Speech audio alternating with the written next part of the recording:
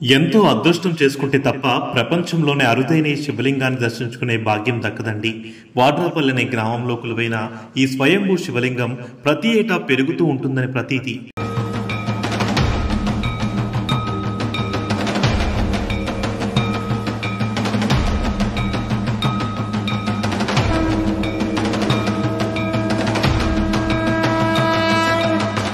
బ్రహ్మసూత్రం గీతలు కలిగిన ఎంతో అరుదైన తెల్లని స్ఫటిక శివలింగం ఇది.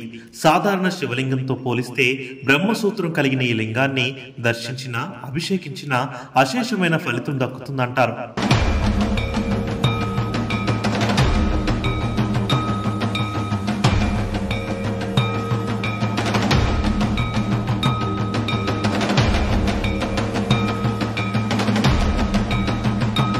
ఈ మాటలు ఓ శివాలయంలోకి వెడితే నీకు ఎంత ఫలితమో, అలా గీతలు ఉన్నటువంటి శివలింగం ఉన్న గుడిలోకి వెడితే అంత ఫలితం. ఏ శివాలయంలోనూ లేని విధంగా దక్షిణ ముఖాన ఈ శివలింగం కొలువు తీరడంతో ఇక్కడ స్వామివారిని దక్షిణేశ్వరుడు అని పిలుస్తారు.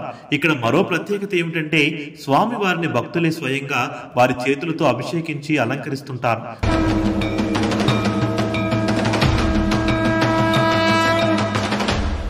బహుశా మన దేశంలో అతి కొద్ది శివాలయాల్లో మాత్రమే ఈ మహద్భాగ్యం దక్కుతుంది. వాడ్రాపల్లిలో దక్షిణ కాశీ విశ్వేశ్వరాలయంగా వెలుగొందుతున్న ఈ దేవాలయం వెనుక ఓ ఆసక్తికరమైన కథ ఉంది.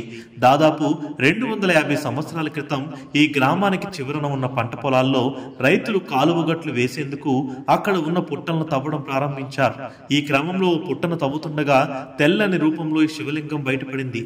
దీంతో గ్రామస్తులు ఆ శివలింగాన్ని ఆ పంట పొలాల నుంచి తరలించి గ్రామంలో ప్రతిష్ఠించాలని భావించారు.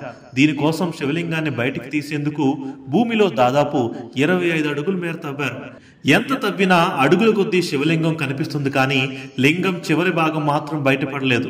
పైగా భూమిలో నుండి సర్పాలు కూడా రావడంతో భయపడిన గ్రామస్తులు శివలింగాన్ని అక్కడి నుంచి కదపాలనే ఆలోచన విరమించుకొని ఆ ప్రదేశంలోనే దేవాలయాన్ని నిర్మించారు.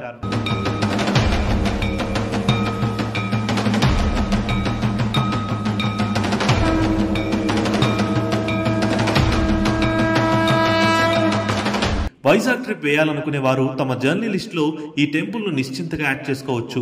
ఆధ్యాత్మికతతో పాటు ఆహ్లాదాన్ని పంచే వాడ్రాపల్లి ఆవ అందాలు ప్రకృతి ప్రేమికులను కట్టిపడేస్తాయి. ఆవలో బోటు షికారు గురించి అయితే మాటల్లో చెప్పలేం. ఆ ఫీలింగ్ ను అనుభవించి తీరాలంతే.